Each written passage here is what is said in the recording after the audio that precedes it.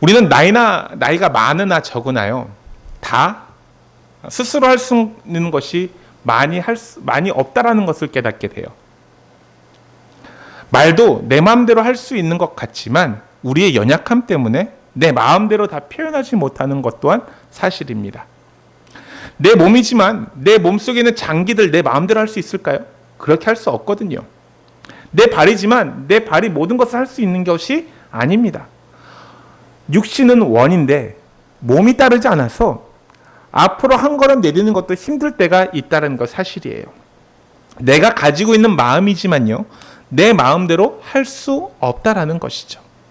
건강과 또한 자식 문제는요, 더욱이 내 마음대로 할 수 있는 것이 아닌 것 같아요. 오늘 성경에 있는 본문 중에 자식 문제로 인해서 능력의 한계 앞에서 철저하게 몸부림치는 한 아버지의 모습이 나타나게 됩니다.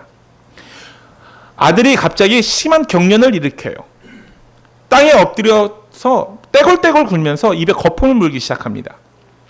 때로는 막 너무나 힘들어해서 곧 죽을 것 같아 보여요. 근데 일반적인 간질병과 달리 귀신이 들어서 때로는 불 속에, 때로는 물 속에 뛰어간다라고 성경은 말하고 있습니다. 이것이 하루 이틀이 아니었어요. 계속해서 지속되었고 어린 시절부터 지금까지 계속해서 그 아이를 괴롭히고 있었던 질병이었습니다. 그 아비는요, 그 아들을 고치기 위해서 많은 재산들을 허비했을 것이고 가정에는 웃을 날이 없었을 것입니다.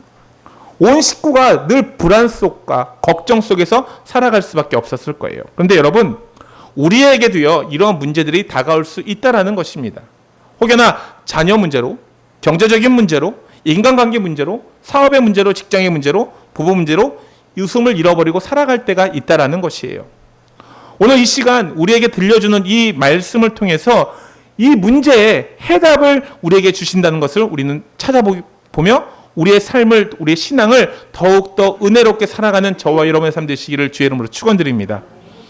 오늘 본문에 소개된 어린아이는요, 어릴 때부터 벙어리 귀신이 들려 있었다고 합니다. 원문에는요, 날 때부터라고 말씀하고 있어요. 우리는 여기서 한평생 설명할 수 없는 불가능한 문제 때문에 고통스러워하고 아파하고 괴로워하고 부끄러워하고 또 절망하는 한 인간의 슬픈 모습을 볼 수 있게 됩니다. 이 불쌍한 아이의 아버지는요, 자기의 사랑하는 아들을 어떻게든지 고치려고 온갖 수단과 방법을 강구하여서 여기저기 찾아다녔을 거예요. 그러나 아무런 소용이 없었죠. 그러나 어느 날 제자들의 소문을 듣게 된 거예요. 예수님의 제자들의 소문. 나사렛 예수의 능력을 힘입은 예수의 제자들로부터 절뚝발이들이, 또한 이 발이 펴지고 눈먼 자가 보게 되고 수많은 사람들이 병을 고쳤다는 소문을 듣게 된 것입니다. 그 순간 이 아이의 아버지는요, 제자들을 만나기만 하면 내 자녀의 병도 고침을 받으리라 하는 마지막 희망을 가지고 제자들에게 달려왔을 거예요. 제자들 또한 이 아이를 고치기 위해서 많은 노력을 했고 여러 가지 방법들을 시도했었던 것 같아 보입니다. 기도했어요. 기도하니까 안 되니까 소위 귀신도 쫓아내는 축사됐을 거예요. 내가 나사렛 예수 이름을 명하노니 귀신아 떠나갈지어다 선포했을 거예요. 그러나 그 어떤 방법도 통하지 않았어요. 그 순간 제자들이 얼마나 당황했을까요?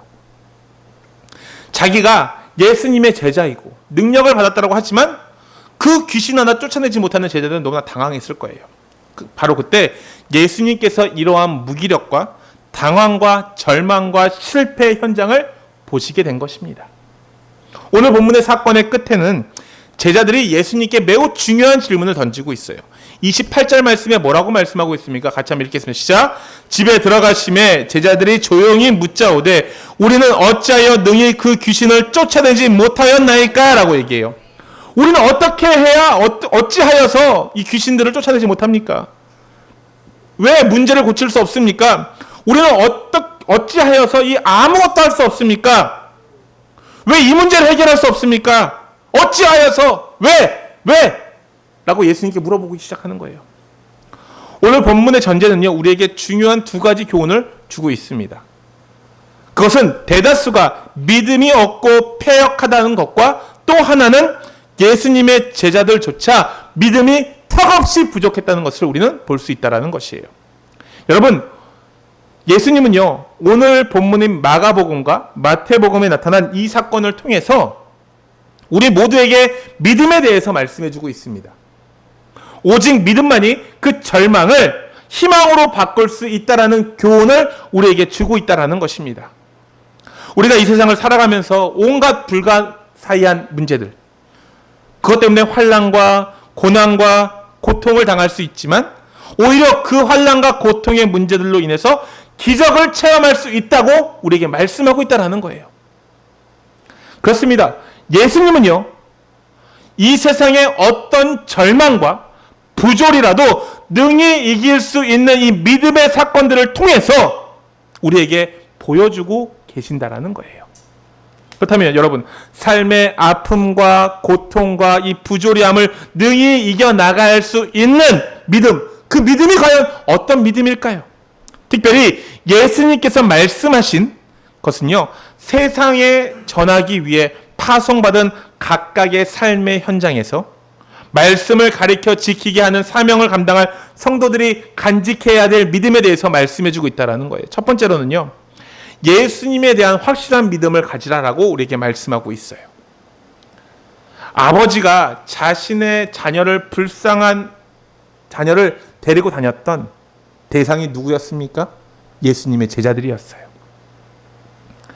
요즘식으로 말하면요, 이 아이를요, 교역자, 목사님에게 가져다 준 거예요. 그리고 기독교 전문 상담가들이나 또한 정신과 의사를 찾아왔을 것입니다. 바로 그 사람들이 모든 문제의 해결과 실마리를 해결해 주지 않을까라는 희망에서 그 문제를 논의하고 도움을 요청하려고 왔었을 거예요. 그러나 결과적으로 그는 아무런 도움을 주지 못하였습니다. 여러분, 이런 경험 해보지 않으셨습니까? 어떤 문제 때문에 너무나 고통스러워하는 우리에게 누군가 찾아와서 이렇게 얘기합니다. 교회 나가시면 됩니다. 믿음을 가지시면 됩니다. 라고 조언을 해요. 그래서 소망을 갖고 교회에 나옵니다.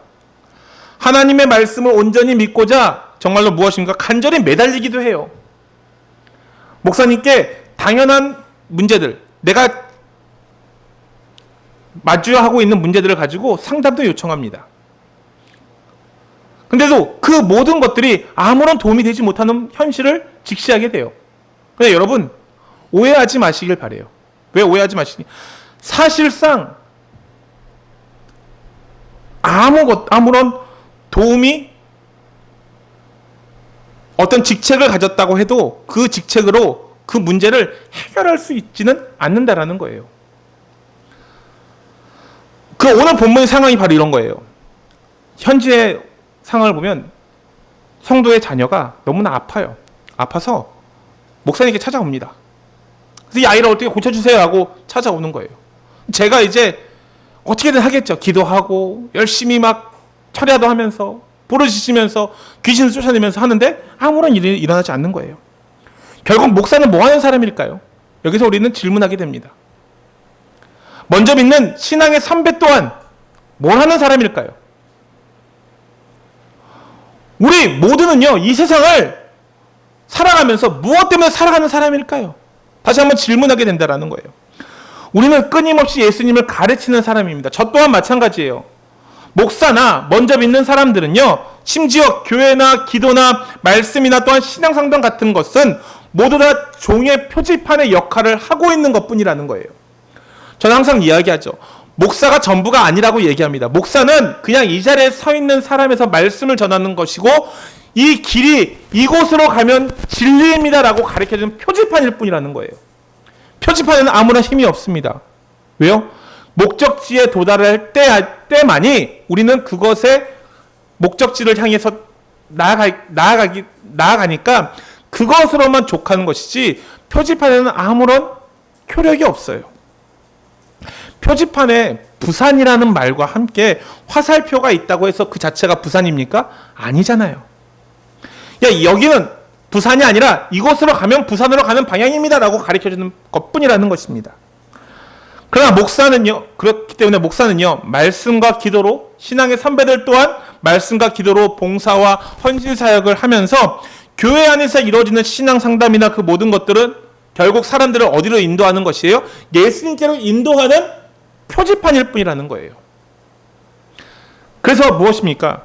예수님을 만나도록 도와주는 것뿐이라는 거예요. 내가 예수님을 만나지 않으면요, 아무런 소용이 없습니다. 결국 누가 예수님을 만나야 됩니까? 표지판이 예수님을 만나야 될까요? 그렇지 않아요. 중요하죠. 그러나 정말 중요한 것은요, 내가 먼저 만나야 된다는 거예요. 내가. 성경 공부하면서요, 우리 교회에서도 제자훈련을 했었지만 제가 수많은 제자훈련을 하면서 겪어봤던 것 중에 하나는 무엇이냐면, 어떤 사람이든 간에 성경 공부를 아무리 해도 변하지 않는 사람들이 있다는 거예요. 그렇게 하면 성경 공부를 하면 바뀌는 사람도 생겨납니다. 저는 이런 분들을 보면서 얼마나 큰 은혜를 느끼는지 몰라요. 보람을 느끼고요. 그래서 내가 제자훈련하는 거, 성경 공부하는 게 참 귀한 일이구나 라고 생각할 때가 있어요. 근데 절대로 안 바뀌는 사람이 있어요. 그 사람이 어떤 사람인지 아십니까? 예수님을 바라보지 않고 사람을 바라보기 때문에 바뀌지 않는 거예요. 오늘 본문에 있는 제자들의 모습 어떻습니까? 그리고 이 어린아이를 끌어안고 있는 그 아버지의 모습 한번 상상해 보세요. 아버지는요, 예수님의 제자에게서 머물러 어떤 기대의 능력, 이 제자들이 어떤 능력을 가질 수 있을 거라는 생각을 갖고 있었을 거예요.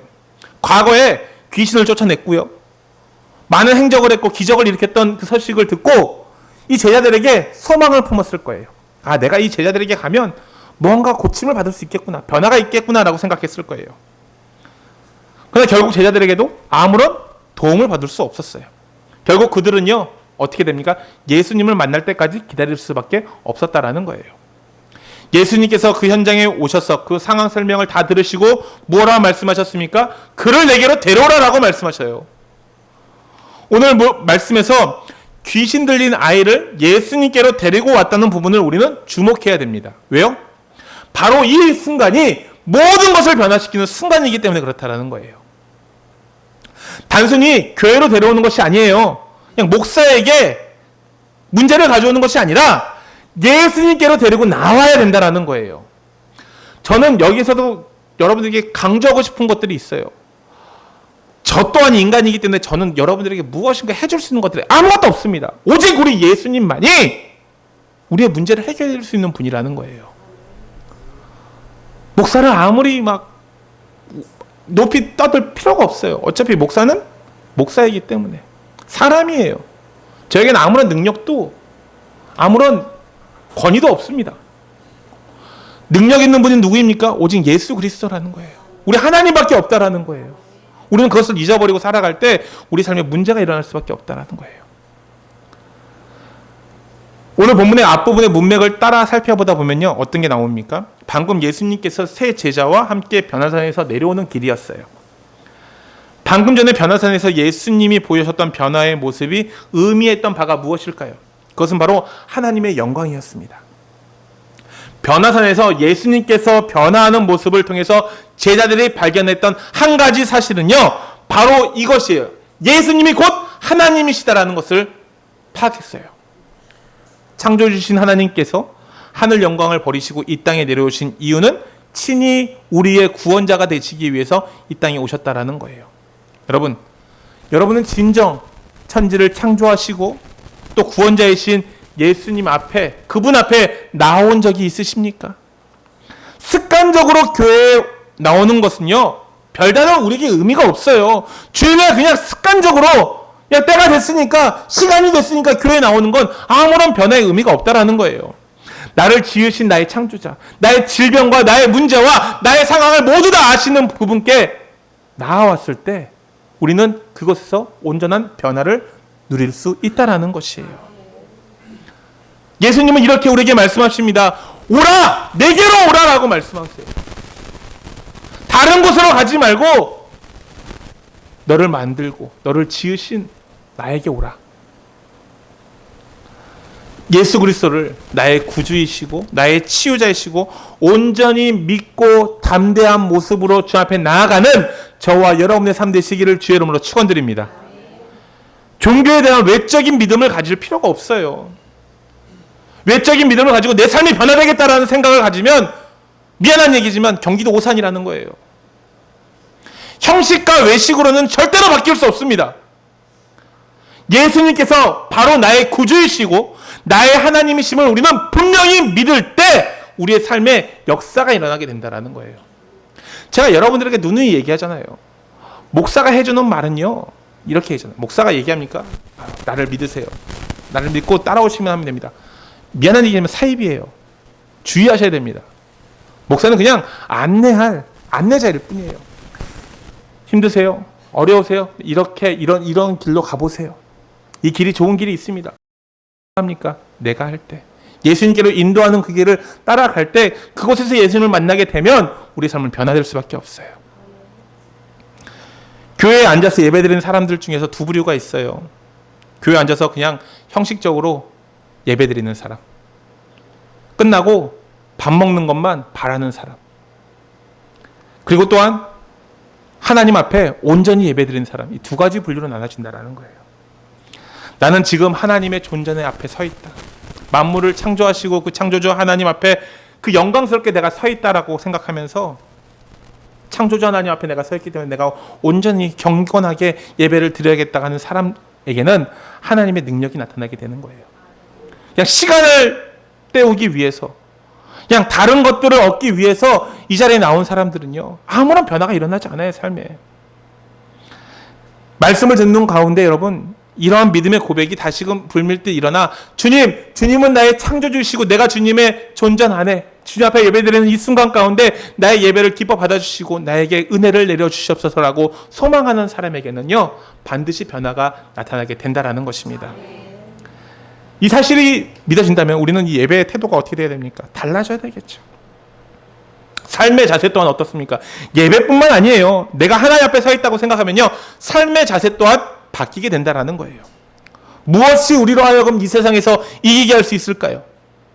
우리의 신앙과 신앙생활의 변화는요, 오직 예수 그리스도에 대한 확실한 믿음에 달려 있으므로 예수는 주, 예수는 그리스도라는 고백하시는 저와 여러분의 삶 되시기를 주의 이름으로 간절히 축원드립니다.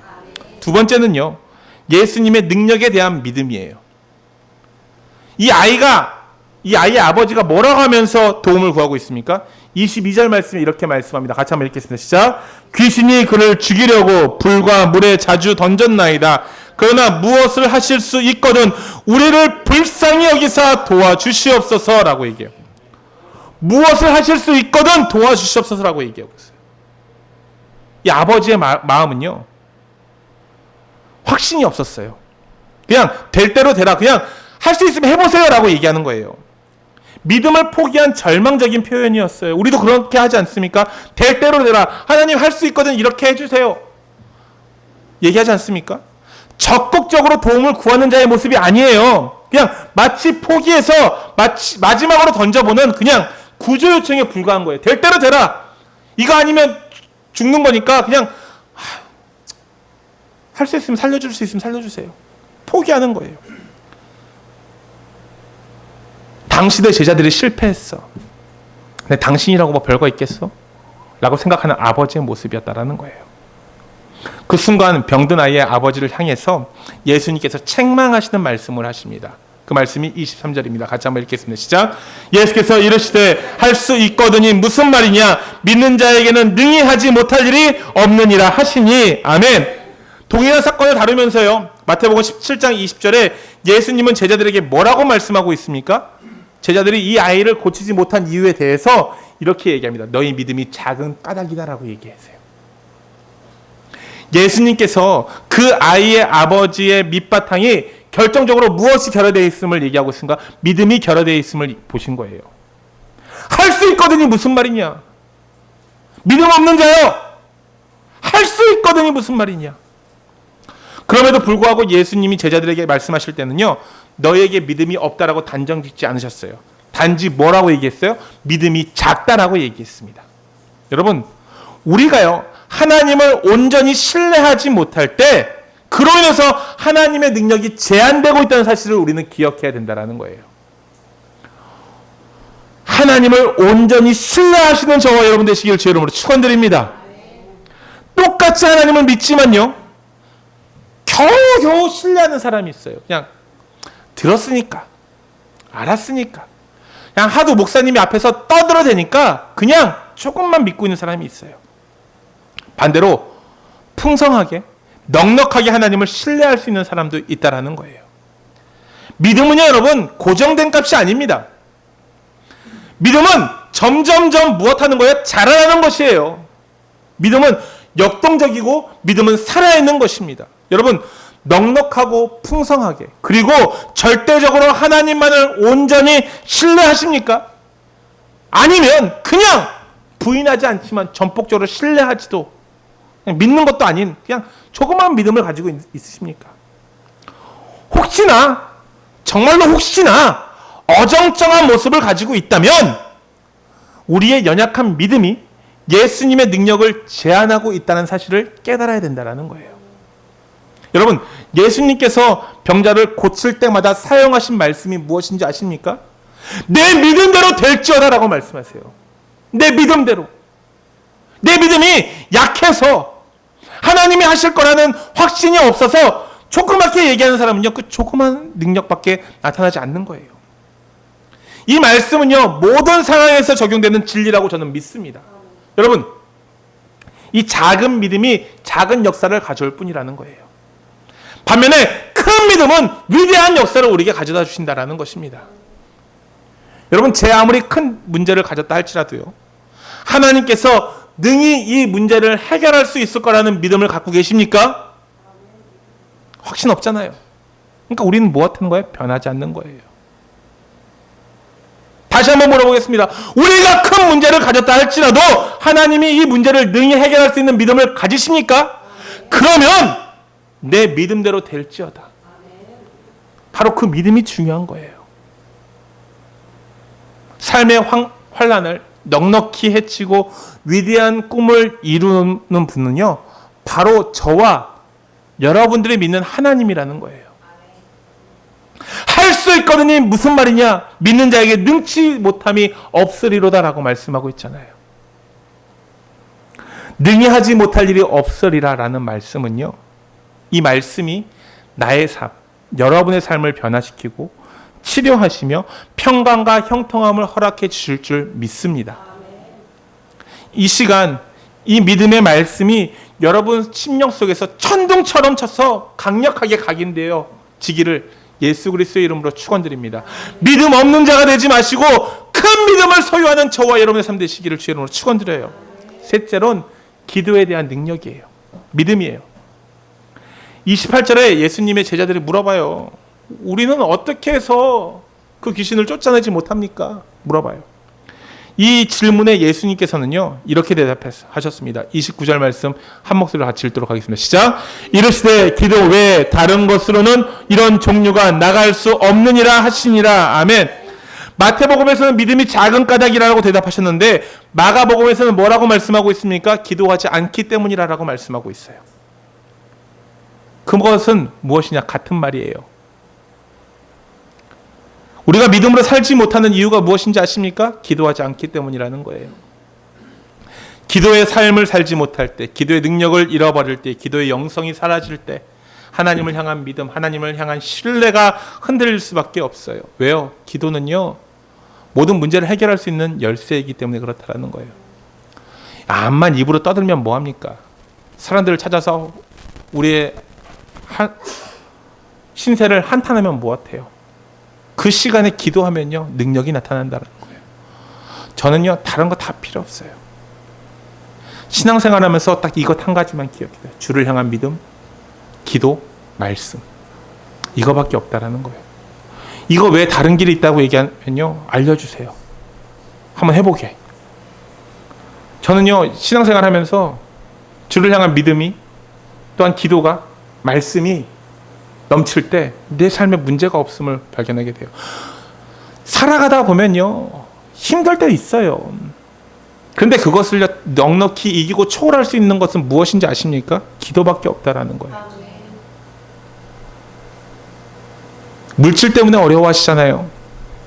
정말로 찢어지게 가난할 정도로, 찢어지게 힘들 정도로 어려운 가운데 있잖아요. 근데 그 가운데 기도하면요, 주를 향한 믿음을 크게 가지면요, 주님은요 살아갈 수 있는 힘을 주세요. 전 그렇다라고 믿거든요. 물론 현실은 바뀌지 않는 거라 생각합니다. 그 현실 가운데서 하나님은 살 길을 허락해 주세요. 저는 그것을 보고 있거든. 제가 여러분한테 자랑스럽게 간증할 수 있는 이유도요, 고백할 수 있는 이유도 이것뿐이에요. 어려운 상황 가운데서도, 힘든 상황 가운데서도 힘들어요. 어려워요. 그렇다고 어렵다고 해서 막 징징댑니까? 하나님 앞에 기도해요. 하나님, 이 문제를 해결해 줄 수 있는 분은 오직 하나님 뿐입니다. 다 어려운 가운데, 다 힘든 가운데 있지만 주님, 우리 믿음의 성도들 한 사람 한 사람 붙들어 주시고 승리할 수 있도록 힘 주시고 능력 주시고 이길 수 있도록, 함께 이 교회를 세워갈 수 있도록 그들에게 큰 은혜를 내려주세요. 큰 믿음으로 기도할 때마다 하나님이 역사해 주십니다. 저는 그걸 확신하거든요. 믿음이 부족하다는 말이 무엇일까요? 기도가 부족하다라는 거예요. 기도가 무엇일까요? 한마디로 하나님 앞에 시선을 두는 것입니다. 다른 것을 찾아보는 게 아니라 나의 only one, 소망은 주님께 있습니다. 세상에 이 사람이 내게 무엇을 해줄까, 저 사람이 내게 무엇을 해줄까, 아니면 다른 어떤 것들이 무엇을 해줄까가 하는 것이 아니라 하나님께만 소망이 있습니다라고 고백하는 것이 기도라는 거예요. 이렇잖아요. 하나님, 저 사람에게, 저 사람을 통해서 나를 살아나게 해주세요. 그것이 기도가 아니에요. 하나님, 하나님이 하실 거라 믿습니다. 하나님의 뜻과 하나님의 방법과 하나님의 계획하심으로 인도하여 주시옵소서.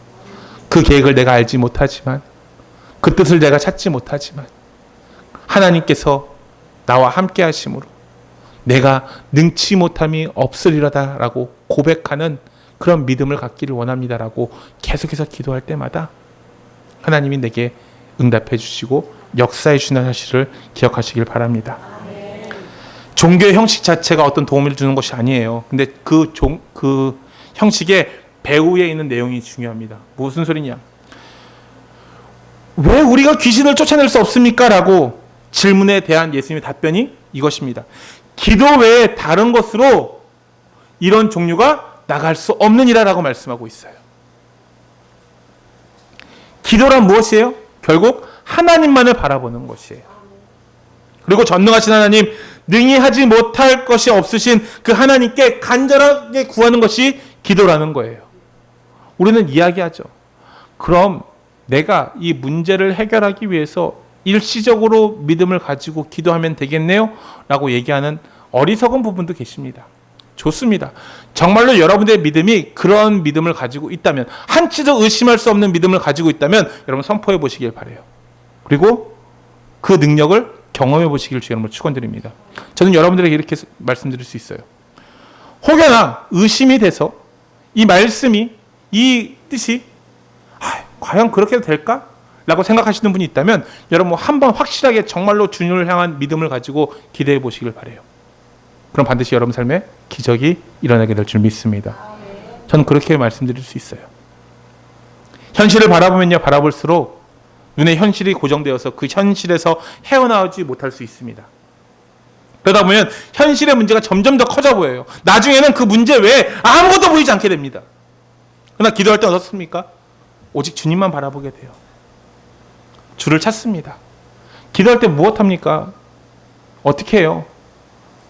주를 찾잖아요. 주님, 하나님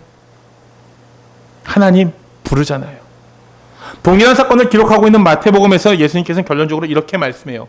마태복음 17장 20절 말씀에 이렇게 말씀합니다. 이르시되 너희의 믿음이 작은 까닭이라 진실로 너희에게 이르노니 만일 너희에게 믿음이 겨자씨 하나만한 큼만 있어도 이 산을 명하여 여기서 저기로 옮겨지리라 하면 옮겨질 것이요 또 너희가 못할 것이 없으리라라고 말씀해요.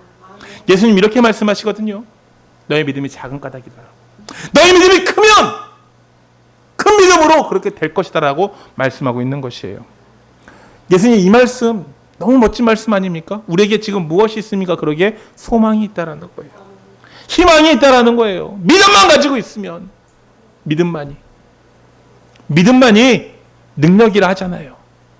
우리의 능력은요, 다른 데서 나오는 것이 아니에요. 내가 어떤 능력이 있어서 발휘하는 것도 아닙니다. 누가 하실 수 있는 것입니까? 바로 우리가 믿는 하나님이 하실 수 있다라는 거예요.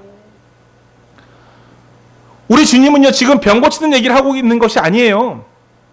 여러분, 태산 같은 장애물들이 우리 앞에 다가온다 할지라도요, 그 장애물을 좌지우지하시는 분은 바로 전능하신 하나님에게 우리의 시선을 고정시키기만 하면요, 어떤 상황에도 온전하게 해결할 수 있는 그런 믿음을 가지시는 저와 여러분 되시기를 주의 이름으로 축원드립니다.